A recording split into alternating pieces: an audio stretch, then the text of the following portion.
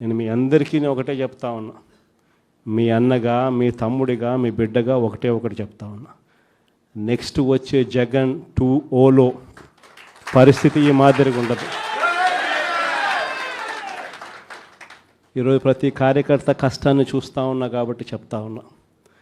ఇంతకుముందు మన హయాంలో మనం వచ్చే టయానికే కోవిడ్ మహమ్మారి మధ్యలో 2019 జూన్లో మనం ప్రమాణ స్వీకారం చేశాం.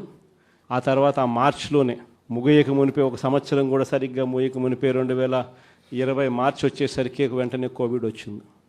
ఆ తర్వాత 2 సంవత్సరాలు కోవిడ్తో మనం యుద్ధం చేయాల్సిన పరిస్థితుల మధ్య మన పాలన సాగింది.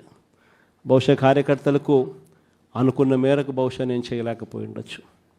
కానీ ఇవాళ ఒకటే చెప్తా ఉన్నా, ఈరోజు ఈ కష్టాన్ని చూసిన వ్యక్తిగా చెప్తా ఉన్నా, రేపొద్దున ఇలా ఉండదు.